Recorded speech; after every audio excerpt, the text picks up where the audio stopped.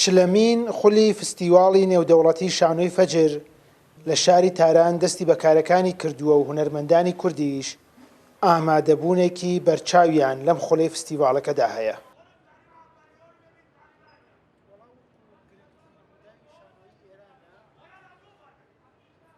فستیواڵی شانۆی فەجر لە کاتێکدا چلەمین خولی خۆی بەڕێوە ئەبات کە بە گرنگترین ڕووداوی شانۆیی ئێران و لە هەمان کاتدا بە یەکێک لە پڕبایەخترین ڕووداوە هونەریەکانی ئێران ئەناسرێت.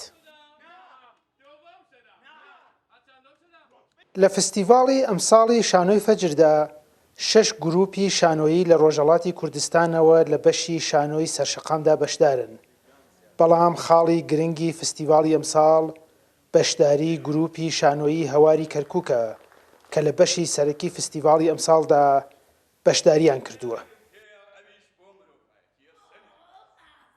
فستیواڵە من پێشتر ینی ئاگام لێ بوو کە یەکێکە لەو فستیواڵە گرنگانی ناوچەکە چکە ئەمە چلهەمین ساڵێتی هەرچەند ئێمە گروپ شانۆیەوار لە کەرکووک بەشدارین ساڵانە لە فستیواڵە نێودەوڵەتیەکانی وەکو تونس، تورکیا، مسر، زۆربەی وڵاتەکان تورکیا و ئوردن بەشداریمان کردووە، بەڵام ئەم فستیواڵە جیاوازیەکی ئەوەی هەیە کە فستیواڵەکە زۆر گەورەیە لە ڕووی نمایشەوە دەیان جۆر نمایشی شانۆ ئەکرێت.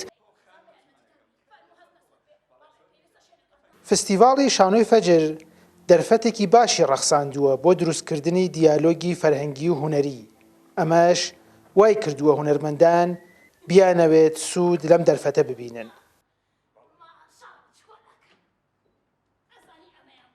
به هر حال همه ما یه رسالتی داریم، جشنواره هم یه رسالتی داره با ئێمە هونەرمەندان ئامانجێکمان هەیە و فێستیڤاڵیش خاوەن ئامانجی خۆیەتی.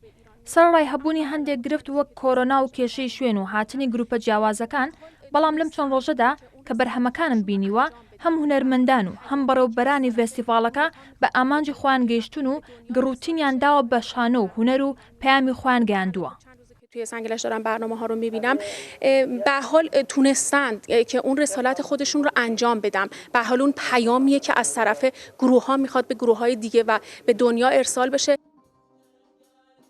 لە 2 ساڵی ڕابردوودا یەکێک لەو بوارانەی بەهۆی کۆرۆناوە زیانی زۆری پێگەیشت بواری هونەر و چالاکیە هونەریەکان بوو.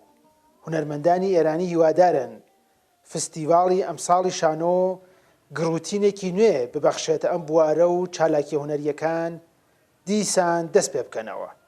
سامان سلێمانی، کورتسات نیوز، تاران.